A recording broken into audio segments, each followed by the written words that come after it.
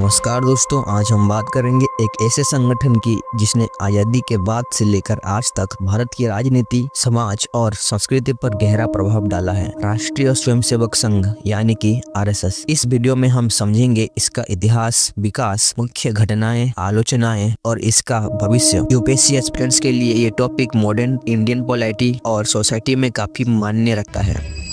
RSS की स्थापना 27 सितंबर 1925 विजयदशमी के दिन डॉक्टर केशव बलिराम हेडगेवार ने नागपुर में की थी। उस समय देश में ब्रिटिश शासन था और हिंदू समाज में संगठन की कमी थी। गांधी जी के नॉन कॉर्पोरेशन मूवमेंट के बाद हिंदू मुस्लिम दंगे बढ़ने लगे थे। हेडगेवार ने इस दिशा में सोचा कि हिंदू समाज को एक साथ लाना होगा और आरएसएस का जन्म हुआ।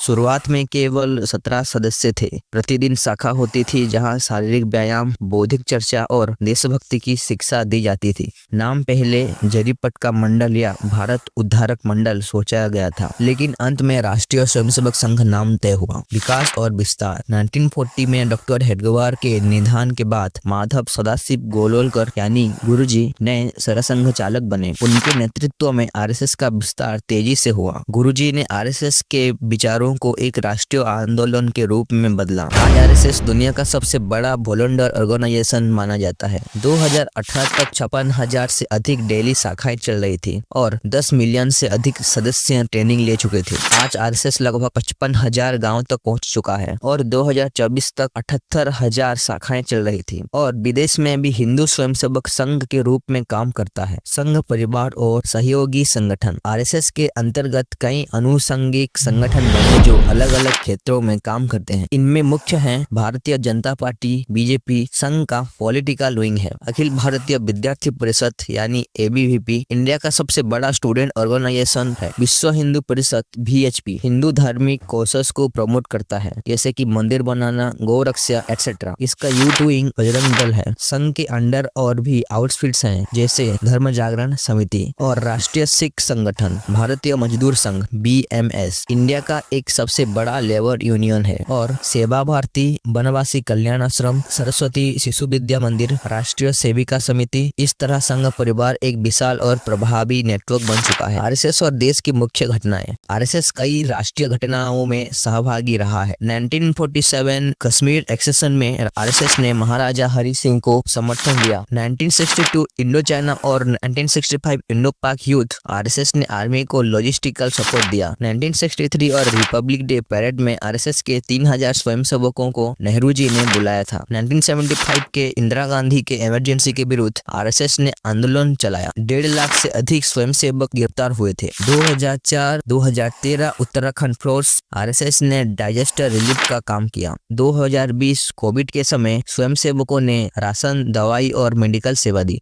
बैन्स और आलोचनाएं। आरएसएस पर 3 बार बैन लगा है। 1948 जब गांधी जी का हत्या के बाद नाथुराम गोडसे कभी आरएसएस सदस्य थे, लेकिन संगठन का डायरेक्ट सम्मत नहीं पाया गया। बैन 18 महीने बाद हटा। 1975 और 77 इंदिरा गांधी के इमरजेंसी में एक बार बैन लगा था। 1992 बाबरी मस्जिद डेमोलिशन के बाद 6 महीने के लिए बैन लगा। आरएसएस पर हिंदू राष्ट्र बनाने का आरोप लगता है। इसके हिंदुत्व विचार को कई सेकुलर थिंकर्स कम्युनल मानते हैं। फ्रीडम मूवमेंट में इसकी भूमिका को लेकर प्रश्न उठते हैं, परंतु कई सूत्रों से पता चला है कि आरएसएस ने हमेशा सामाजिक सेवा और राष्ट्रीय एकता के लिए काम किया है। राजनीतिक प्रभाव।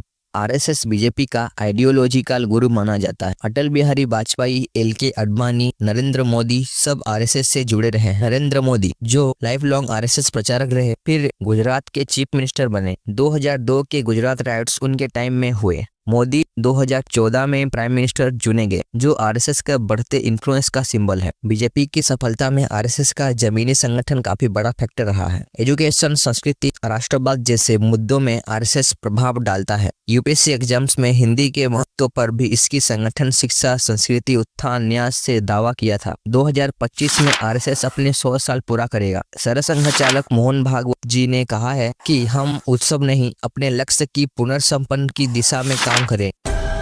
2024 में मणिपुर समस्या पर मोहन भागवत जी अपनी चिंता जताई, जिसमें राजनीतिक स्टेटमेंट से ज्यादा राष्ट्रीय एकता पर जोर दिया। सरकार ने 2024 में सरकारी कर्मचारियों को आरएसएस से जुड़ने की अनुमति दे दी। यूपीएससी के लिए आरएसएस एक विस्तृत अध्ययन जरूरी है। मॉडर्न इंडियन हिस्ट्री में इसका स्थल और इंडियन पॉलिटी में बीजेपी आरएसएस संबंध। तो दोस्तों, आरएसएस एक ऐसा संगठन है जिसका इतिहास भी गहरा है और प्रभाव भी व्यापक। चाहे आप इसके विचारों से सहमत हो या अलग दृष्टि रखते हो, यूपीएससी जैसे एग्जाम्स के लिए इसका अध्ययन आवश्यक है। आप इस टॉपिक को हिस्टोरिकल, पॉलिटिकल और सोशियोलॉजिकल एंगल से समझें, तभी आपका जवाब सही और तथ्यपूर्ण होगा।